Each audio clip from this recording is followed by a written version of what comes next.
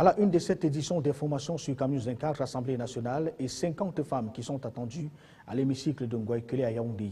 Elles font partie de la liste des 180 rendus publics ce 17 octobre 2013 par le président de la Cour suprême. La suprajuridiction qui siège jusque-là comme Conseil constitutionnel a, à travers cette sortie, mis un terme à l'opération électorale du 30 septembre 2013 dernier. À suivre dans cette édition d'information la présentation des forces en présence pour la prochaine mandature à la Chambre basse du Parlement, mais surtout les chantiers qui attendent les élus de la nation. Industrie extractive et la bonne nouvelle qui vient d'Abidjan, la capitale de la Côte d'Ivoire.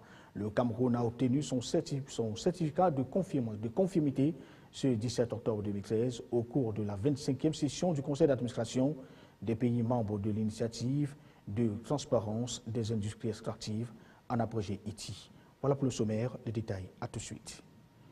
Merci de nous accorder votre préférence. D'abord, cette rencontre au sommet entre le chef de l'État du Cameroun, Paul Biya, et le pape François. Arrivé à Rome le 16 octobre dernier pour répondre à une invitation du successeur de Benoît XVI et partant du Saint-Pierre, le président de la République du Cameroun sera reçu ce vendredi 18 octobre 2013 au Vatican par le pape François. Une audience très attendue puisque le Cameroun, avec ses plus de 5 millions de catholiques aujourd'hui, est une voix qui compte en Afrique dans la promotion de certaines valeurs qui ont d'ailleurs inauguré le pontificat de pape François, à savoir la défense de la cause des pauvres. C'est une information sur laquelle nous reviendrons dans nos prochaines éditions d'information. Cela dit, nous ouvrons le dossier consacré à l'élection législative du 30 septembre 2013 dernier, avec la ligne d'arrivée qui a été franchie ce 17 octobre 2013, un jour qui restera d'ailleurs dans les annales de l'histoire institutionnelle du Cameroun, comme ce jour qui donna lieu à l'entrée en scène de la 9e législature. Il a fallu à peu près 2h36 à Alexis Dipondamele pour lire les résultats de cette élection qui avait donc eu lieu, on l'a rappelé, le 30 septembre 2013 dernier, au même moment que les municipales. Le premier président de la suprajuridiction qui siège jusque-là comme Conseil constitutionnel s'est fait cette fois secondé par 2 autres magistrats. Il a en définitive dévoilé le verdict des urnes 180, parmi lesquelles les femmes. Explication, Daniela Tangana, Divinapi. 50, c'est le nombre de femmes qui siégeront à l'hémicycle Ngoïkele au cours de la prochaine législature. Sur les 148 députés qui défendront ces couleurs à l'Assemblée nationale dès le 29 octobre prochain, une quarantaine viendra du RDPC, le parti au pouvoir, grand vainqueur de cette élection. Une légère amélioration par rapport à la dernière mandature, comme pour dire que la gente féminine a été prise en compte lors des investitures. Amélioration également pour ce qui concerne les chiffres de ces consultations. 5 481 226 inscrits pour 4 208 796 votants, ce qui renvoie à une abstention considérable de 1 272 438 pour 185 503 bulletins nuls et un taux de participation de 76,19%. Au niveau de la représentativité nationale, le RDPC est la seule formation politique à avoir glané des sièges dans les 10 régions du pays. Les 18 députés du SIF viennent quant à eux de 4 régions, le nord-ouest, le sud-ouest, l'ouest et le littoral. Le MRC de Maurice Kamto a fait une bonne percée dans la capitale économique pour son premier baptême de feu. L'UNDP de Belebouba Magari perd un siège sur les 6 qu'elle détenait dans l'ancienne mandature. Une régression que son secrétaire général Pierre Flambeau-Gayap classe sur le chapitre des fraudes massives orchestrées par les chefs traditionnels avec la complicité d'Elections Cameroun. Pour avoir obtenu plus de 15 sièges, le RDPC et le SIF seront les seules formations politiques autorisées à constituer un groupe parlementaire. Union nationale pour la démocratie et le progrès, 5 sièges. Union démocratique du Cameroun, 4 sièges.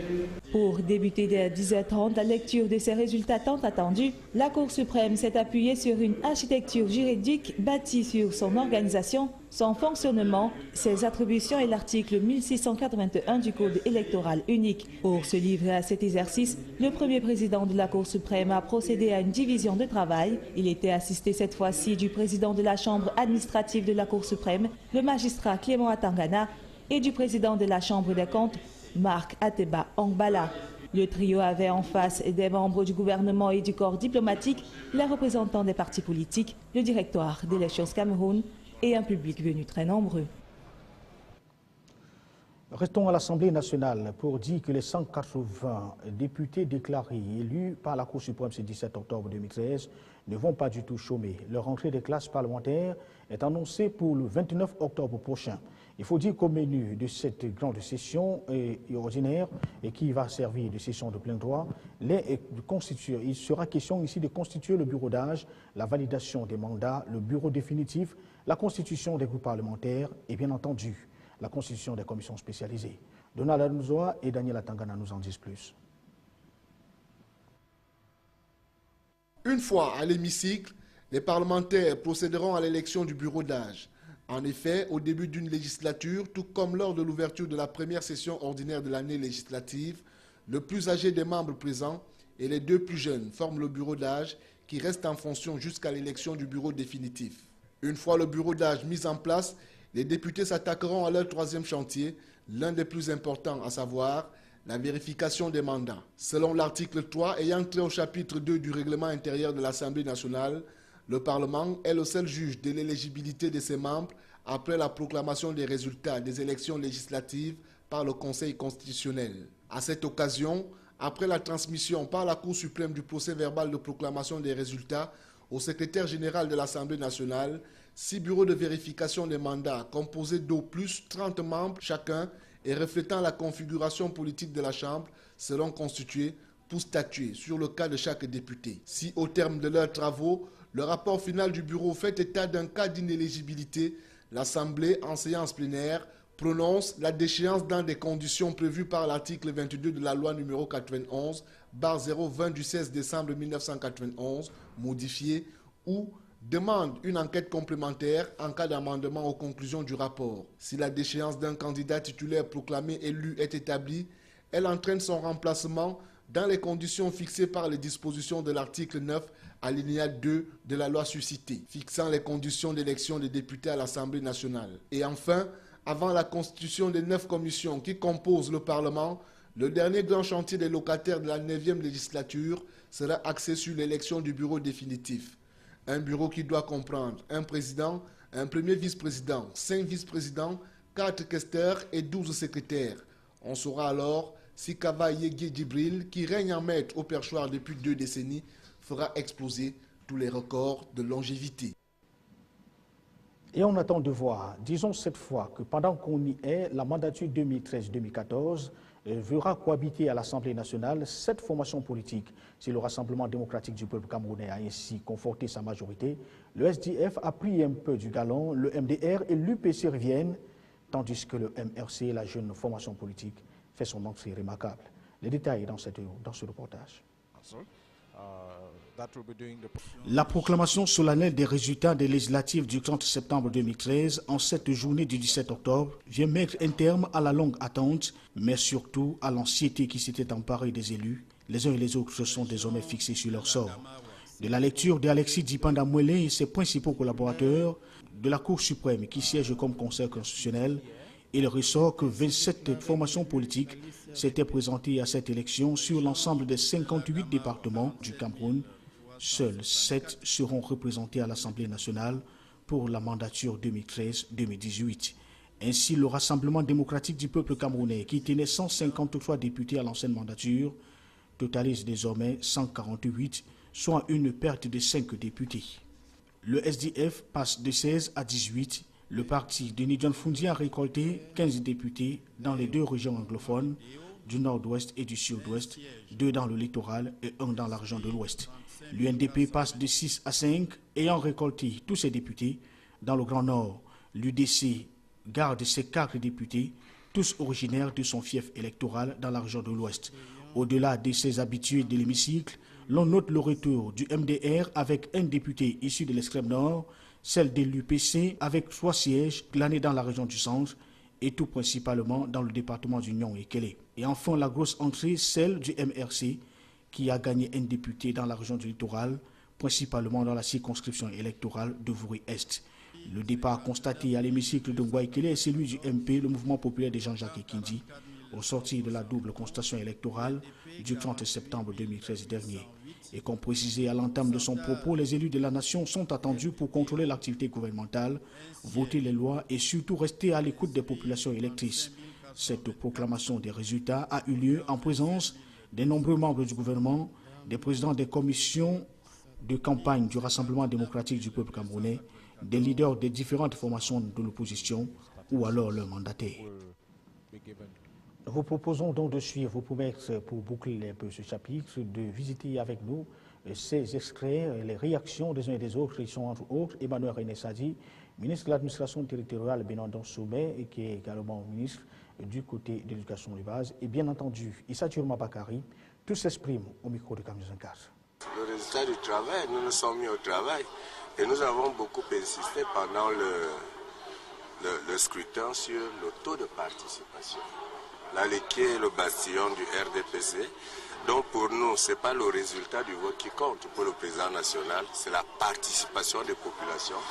Et là, qui non seulement a tout gagné, mais a fait un taux de participation de 80-81%, a fait son travail. Parce qu'en tant que ministre de l'administration territoriale et de la décentralisation, nous avons participé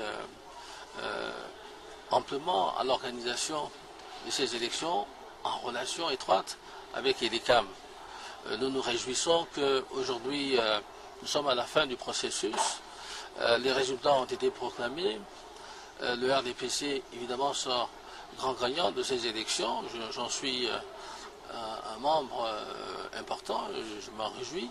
Mais je pense qu'au-delà de cela, c'est la démocratie camerounaise qui sort vainqueur de tout ceci, parce que tout s'est passé dans l'ordre, dans la stabilité, dans la discipline. Il n'y a pas eu d'incident majeur. Quelques petites insuffisances ici et là, mais c'est dû à l'apprentissage dans lequel nous sommes encore engagés. La défaite, je ne la connais pas. J'ai beaucoup appris à la faveur de ces élections. Vous avez vu que je voulais faire un coup d'essai, un coup de maître. Ça n'a pas été le cas aujourd'hui, mais ce n'est que partie remise. Nous avons pensé que nous avions affaire à des forteresses ébranlables. On a secoué ces forteresses, elles ont résisté, mais nous leur avons trouvé des talons d'Achille, des failles. Rassurez-vous qu'à la prochaine sortie, ce sera probablement la bonne. Et on attend tout simplement la prochaine sortie, ce sera probablement en 2018. Il est à noter qu'après cette proclamation des résultats, le secrétaire général du comité central du Rassemblement démocratique du peuple camerounais a réuni les membres du bureau politique, du comité central, les amis et camarades et bien entendu des sympathisants au siège du parti CIS au palais des congrès de Yaoundé. Jean Kueté a à l'occasion félicité les uns et les autres pour le travail abattu tout au long de la campagne et qui avait duré 2 semaines et surtout des résultats obtenus au sorti de la descente aux urnes le 30 septembre 2013, comme pour conclure que cette bataille politique n'était pas du tout facile. Il a donc invité les uns et les autres à se mettre résolument au travail dès l'entame des mandats pour non seulement honorer leur consécration, mais également rester à l'écoute des populations électrices qui attendent beaucoup pour voir leur cadre de vie changer. C'est une information sur laquelle nous reviendrons au cours de nos prochaines éditions d'information. Parlons de toute autre chose à présent, et c'était d'ailleurs l'un des titres à l'ouverture de cette édition d'information. On parle ici des industries extractives, avec cette bonne nouvelle qui est venue d'Abidjan, la capitale de la Côte d'Ivoire. Le Cameroun a obtenu son certificat de conformité ce 17 octobre 2013 au cours de la 23e session du Conseil d'administration des pays membres de l'initiative de transparence des industries extractives, en abrégé ITI. Une admission qui offre donc de nombreuses opportunités économiques au Cameroun. Donald Anouzoa, explication avec Daniela Tangana. 8 ans après son adhésion, en novembre 2005, le pays de Paul Biya vient d'être déclaré apte à exporter et à commercialiser ses ressources minières auprès des pays membres de l'Organisation mondiale du commerce. L'on tient cette déclaration du conseil d'administration de l'ITIE réuni à Abidjan pour le compte de sa 25e session. C'est l'aboutissement heureux d'un long processus au cours duquel certains faits et gestes de l'activité gouvernementale étaient placés dans le collimateur de la bonne gouvernance, notamment une certaine traçabilité dans la gestion des ressources naturelles, à l'instar du pétrole, dans l'optique d'améliorer les conditions de vie des populations. Les normes de l'ITIE imposent aux pays membres de cette initiative de publier régulièrement les chiffres issus de la production et les ventes de la manne pétrolière, ce qui a été respecté.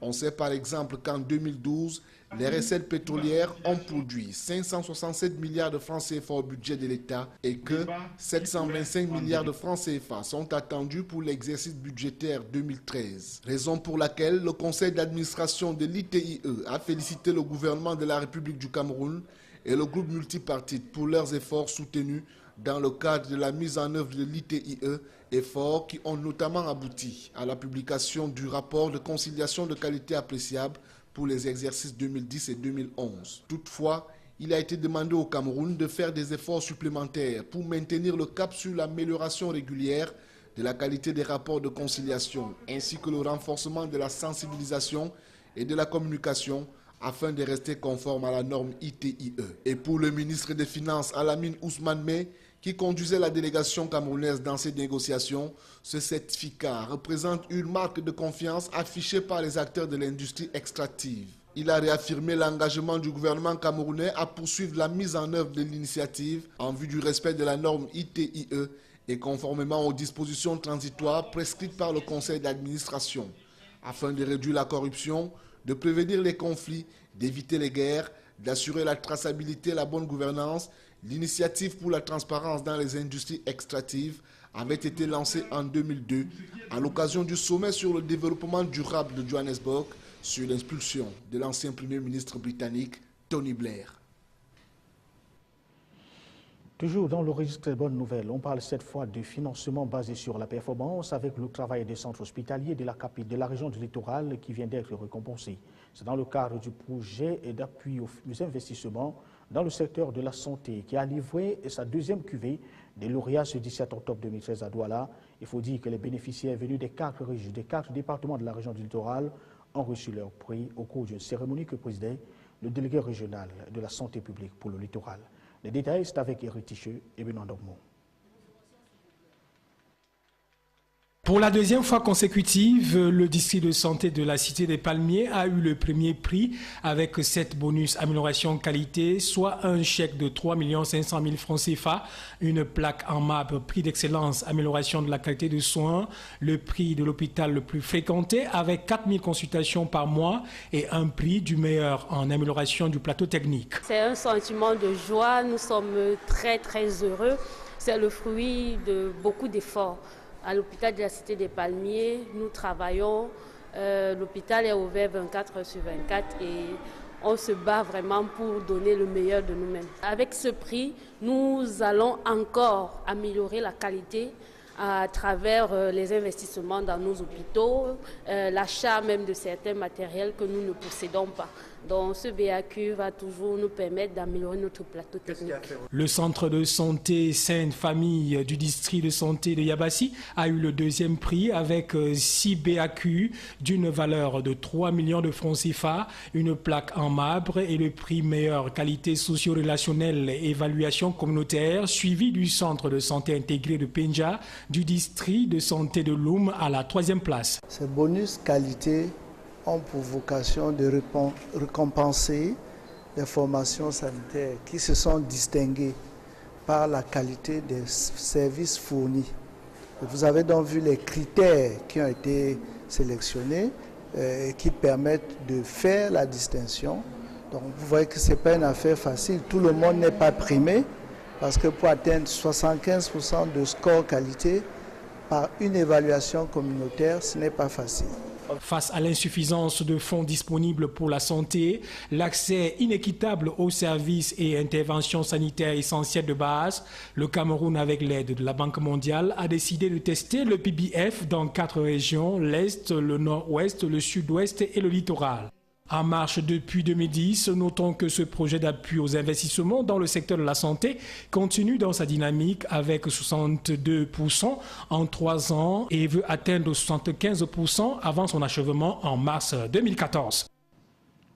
Au bas de cette page nationale, on parle des violences faites aux femmes dans la région de l'Extrême Nord avec une brigade de dénonciation qui est désormais opérationnelle. Elle a été installée ce jour par l'association qui lutte contre ce fléau dans cette partie du pays. Les détails avec Célestine Tabouli et Divina Pi. L'extrême nord est l'une des régions au Cameroun souvent en proie à toutes les formes de violence faites aux femmes. Ici, Les droits de la femme semblent souvent être à tort ou à raison foulés aux pieds. Viol, excision ou mutilation génitale féminine, mariage précoce et forcé, les cas de discrimination scolaire sont légion dans cette partie du pays, faisant ainsi des femmes et des jeunes filles la chasse gardée des hommes violeurs. Pour tordre le cou à ce phénomène qui prend de plus en plus du galant, l'association de lutte contre les violences faites aux femmes s'est engagée depuis plus d'une décennie dans cette bataille. Les responsables de cette association ont effectué cette semaine un voyage d'échange dans 2 localités de la région. Les brigades de dénonciation installées de Gazawa dans le Diamaré et Lara dans le Mayokani ont accueilli simultanément les membres. Il a été question au cours des échanges de partager les expériences d'une part et évaluer le travail accompli dans chaque brigade. Autre. Il y avait également au menu de cette expédition, riche en échanges, des sketchs, des matchs des incollables, des poèmes allant dans le sens de la lutte contre les violences faites aux femmes. Rappelons que l'association de lutte contre les violences faites aux femmes, qui est coordonnée par 2 dames, Bilé et Doumara, a pour objectif de combattre l'intériorisation des valeurs patriarcales qui perpétuent les violences faites aux femmes.